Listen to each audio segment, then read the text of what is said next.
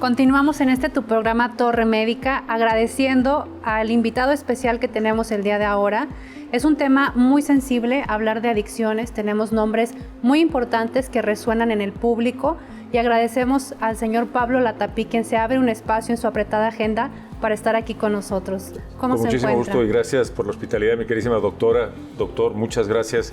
Es un honor y un gusto estar aquí con un tema tan sensible como son las adicciones. Muchas gracias. Sé que no es fácil, Pablo, el tener de alguna manera la oportunidad de abrirse en algo que sé que remueve sentimientos, remueve muchas cosas, pero yo creo que es valioso para la gente que nos hace favor de vernos como cada semana, con siempre temas importantes, pero hoy temas sensibles y manejados con todo el respeto que esto merece.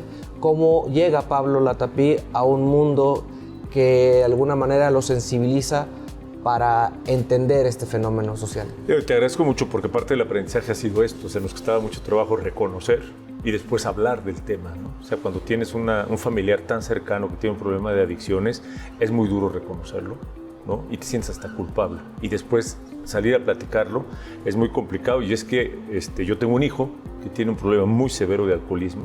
Es una adicción bárbara, tremenda. Y pues al principio pensábamos que lo podíamos controlar, que lo podíamos manejar, que platicar, quererlo mucho.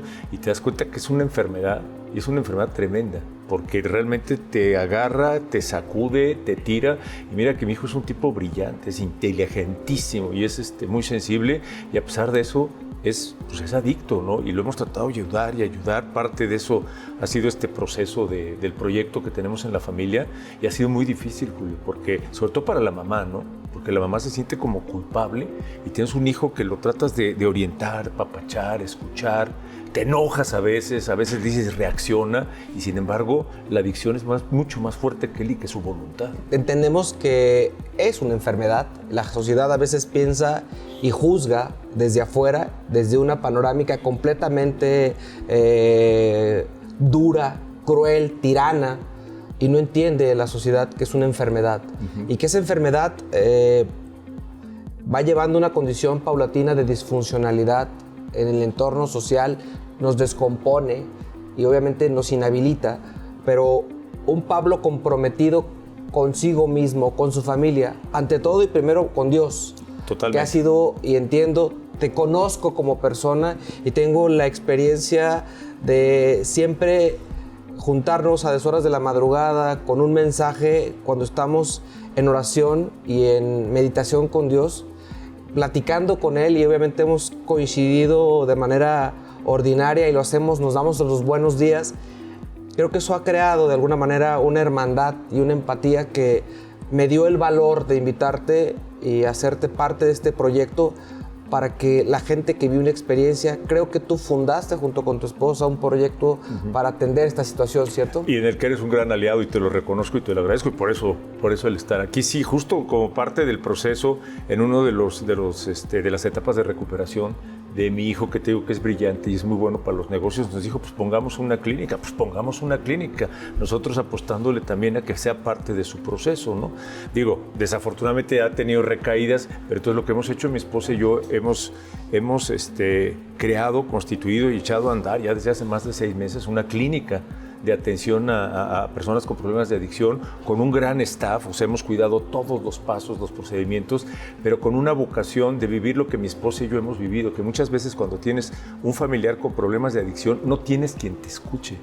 No sé si me explico. Claro, o sea, no claro. hay quien te escuche, te acompañe y te diga, compadre, te entiendo porque yo estoy viviendo lo mismo. Pero solamente te critican. No, te critican, o por ejemplo en las clínicas donde nosotros hemos tenido la necesidad, porque es un problema que necesitas ayuda. O sea, tú crees que lo puedes manejar tú solo en tu casa. No es cierto. Necesitas un tema de contención, de orientación, y los tienes que internar en clínicas. Y las clínicas en las que nosotros lo hemos internado no te hablan, no te comunican, y es tu hijo.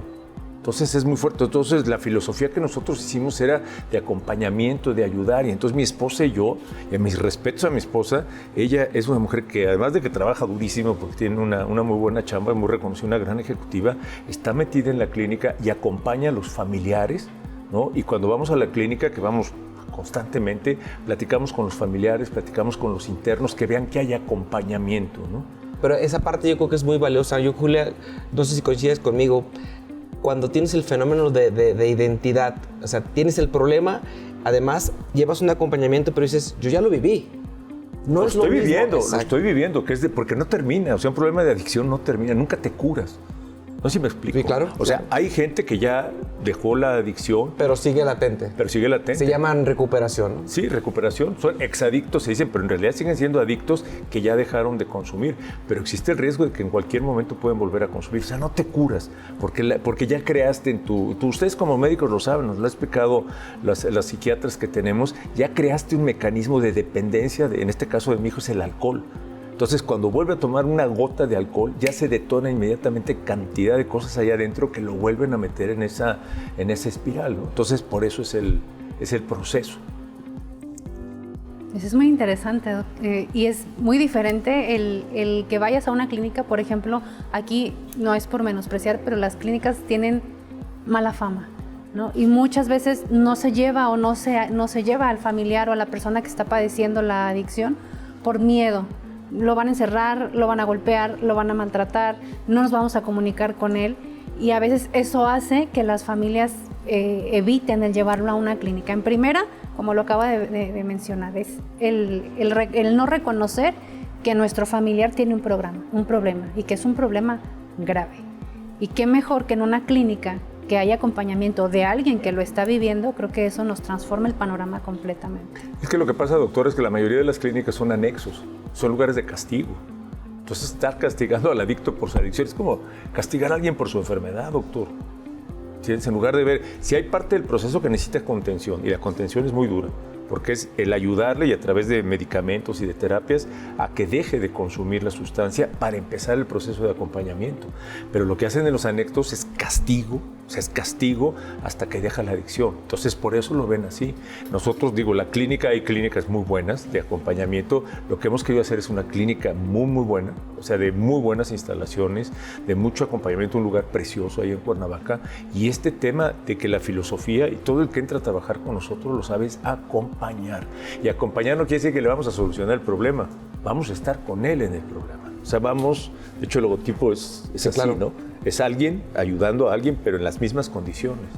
Acompañamiento. Esa condición permite, en buena medida, Pablo, que veamos esta condición como una alternativa de tratamiento con gente que ya vivió la experiencia y que sigue viviendo la experiencia en carne propia, que saben que si vivirlo con uno, pero vivirlo con un pedazo de tu carne, con un hijo, se vuelve en algo difícil de entender, difícil de manejar, pero cuando te atreves a salir, y hoy, a través de los medios, y platicarlo, ¿sí? Ya sin quebrarse la voz por completo, pero sintiendo un nudo en la garganta, cambia mucho ese concepto porque estás trabajando también en ti, en tu yo, para poder decir, sigo levantando la mano porque sigo trabajando en ese proyecto, porque sigo teniendo un hijo que necesita de mí y necesita un Pablo fuerte, un Pablo entero y un Pablo consciente de que hay más gente que necesita del apoyo profesional y que existen espacios que, con ese concepto humanizado, que es algo muy importante. El objetivo de la humanización en todo lo que son conceptos de salud es muy importante. Muchas veces se vende la etiqueta de la labor humanizada. La labor humanizada puede generar muchos compromisos y de la mano puede generar también a veces muchas cuestiones que solamente son de mercadeo. Pero cuando de verdad la gente vive una experiencia con alguien, me refiero al ámbito médico, al ámbito terapéutico, pero una cosa tan delicada como es un fenómeno de adicción en donde tienes que ayudar a alguien a recuperarse, yo creo que es un entender distinto, ¿no, Pablo? Total, y eso lo he aprendido mucho de ti, Julio. Doctor, ¿no? Porque es, o sea, cuando un médico o un tratamiento pone al paciente en el centro, o sea, en el centro, ya no el negocio ni la técnica, no, sino al paciente, te cambian las cosas.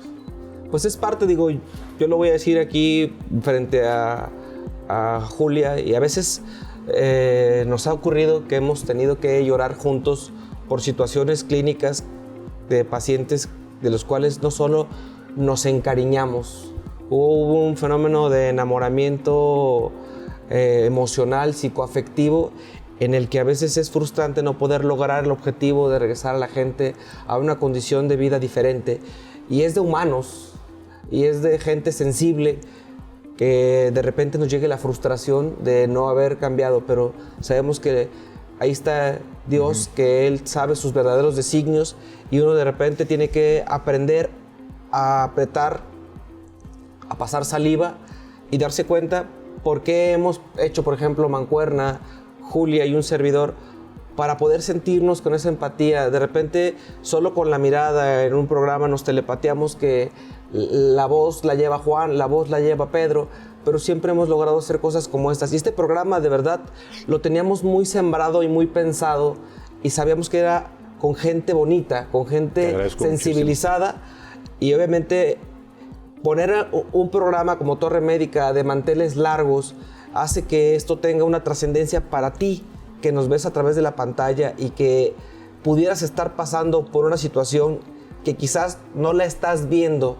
en su complejidad y no sabes a dónde acudir, que entiendas que hay más personas que siguen viviendo y que siguen trabajando en su día a día por no tener una condición de recaída. ¿Cierto, Pablo? Cierto, y además impresionante porque conforme hemos avanzado hemos descubierto, y lo decía la doctora al principio, todos tenemos cerca, muy muy cerca, por lo menos una historia de adicciones. Y esa parte no se trata nada más de escuchar o de entender quién lo tiene, sino saber cómo encaminar, porque en la entrevista de la gente que opina a través de Torre Urbana, en donde salen a preguntarles, pues la gente dice, lo escucho, pero ¿cómo lo encamino? ¿Cómo lo acompaño en este proceso? Llámenos. Claro, esa es la intención. Lo primero es eso, hay una gente comprometidísima, un psicólogo, a recibir todas las llamadas. Y no se trata de captar a la gente, sino de primero que sepas que hay alguien que te puede escuchar en tu problema.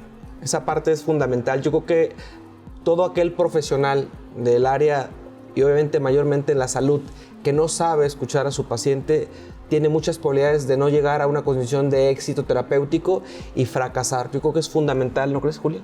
Claro, es fundamental el acompañamiento, ya sea tanto familiar, la familia primero, ¿no?